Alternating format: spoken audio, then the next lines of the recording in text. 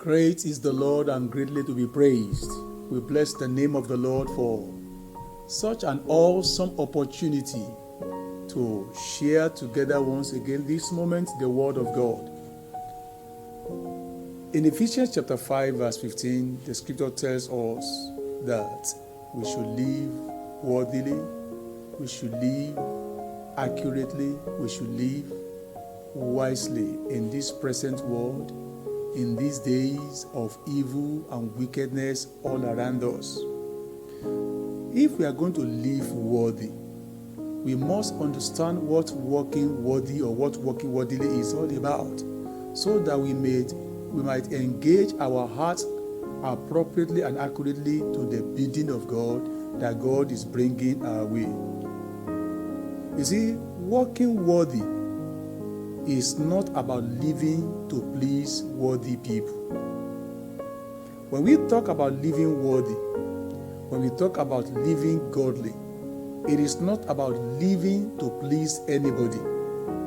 There is nowhere the believer is called to live to please anybody, whether pastors, prophets, priests, and kings.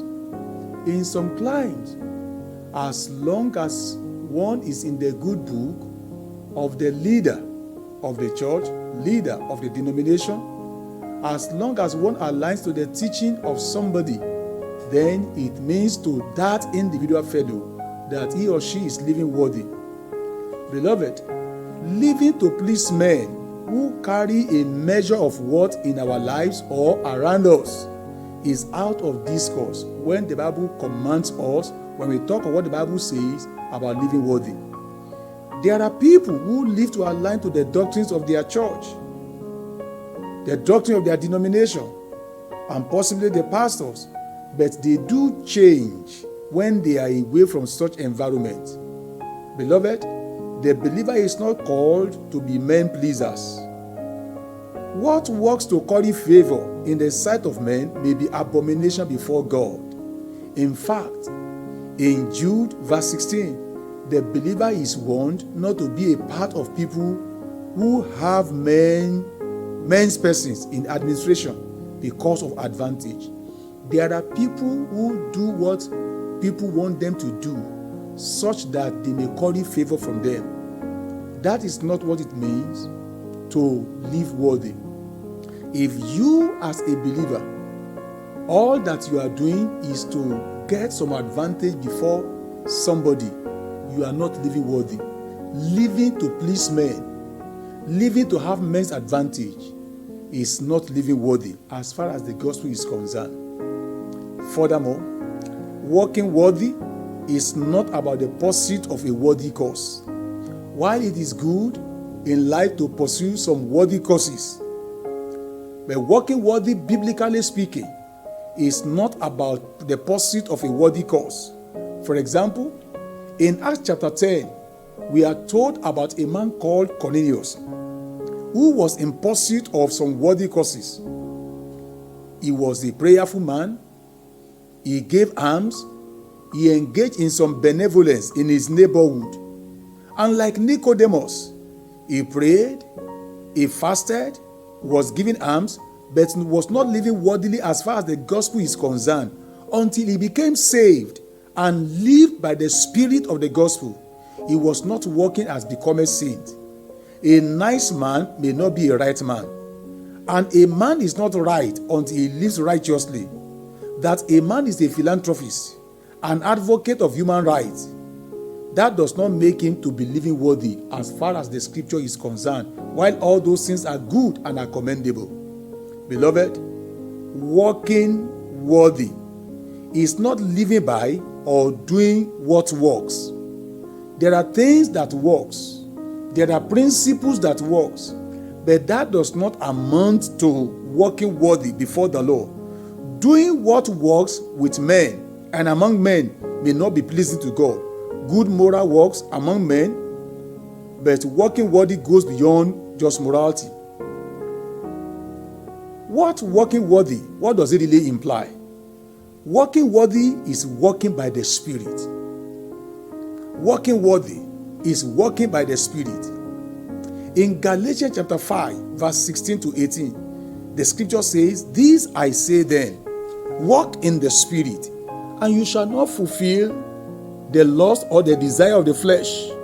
For the flesh struggles against the Spirit, and the Spirit against the flesh, and these two are contrary one to the other, so that you cannot do the things that you would. But if you are led, if you are controlled by the Spirit, you are not under the law." Walking in the Spirit is all about submitting to the leadership of the Holy Spirit. So if you want to walk worthily, the Holy Spirit must be in charge of your life. The Holy Spirit must be the leader of your life. Walking worthy is about allowing the Holy Spirit to be in charge, in control of our lives. The Holy Spirit must be on the driver's seat of our lives. There are occasions that we may want to live or do things according to the dictate of the human nature. But when we yield to the instruction of the Holy Spirit, when we live our lives by the inspiration of the Holy Spirit, our life will result into walking in the Spirit. Walking in the Spirit is obeying Jesus, following Jesus by the power of the Holy Spirit. If we are going to walk worthy, there's a need for us to submit. There's a need to hand over. There's a need to yield our lives to the leadership of the Holy Spirit. We walk by the regenerated Spirit that God has given to us. We don't live by human nature. We don't live by the natural course of life. We allow God by His Spirit to lead us in the way we should live our lives. You know why? In Romans chapter 8, verse 5 to 8, the Bible says, "Those who live as their human nature tells them to, have their minds controlled by what the human nature wants. Those who live as the Spirit tells them to, have their minds controlled by what the Spirit wants." To be controlled by human nature results into death, but to be controlled by the Spirit results into life and peace. And so people become the enemies of God when they are controlled by their human nature, for they do not obey God's law, and in fact they cannot obey it. Those who obey their human nature cannot please God. Beloved, as long as we don't yield our lives to the leading of the Holy Spirit, as long we allow the human nature, the feelings of our heart's desire to control our lives, we cannot live worthy. Do you want to live worthy? If you want to live worthy, there is a need to consciously hand over the driver's seat of our life. The question I need to ask you this moment is this: who leads you to do what you are doing? Who is in charge of your life? Who is the driver's seat? If you tell yourself you can do what you like and as you like, then the Holy Spirit is not in charge. And it doesn't matter how good you think you are, as far as the word of God is concerned, you are not living worthy. If you are going to live worthy, we must learn to yield the lordship of our lives unto the Holy Spirit. He is the one that God has given to us to take the leadership position, leading us, helping us, making us become who God wants us to be. My prayer for you today is that you will be willing to allow the Holy Spirit to take the charge of your life in a way that it will lead you according to the gospel of our Lord Jesus Christ. Let Him have His way. Don't struggle with Him. God has given Him to us to be able to lead us and to empower us. And the Holy Spirit surely will lead us in the will of God. Dear Father, we pray today that everyone hearing this word will come to the point where we allow the Holy Spirit to be in charge of our lives, so that it will be simpler and easier for us to follow the teaching of our Lord Jesus Christ and obey Him, so that like Jesus, we will be shining as light in the midst of this perverse and crooked generation. Thank you, Father, for having answered our prayers. In Jesus' name we have prayed.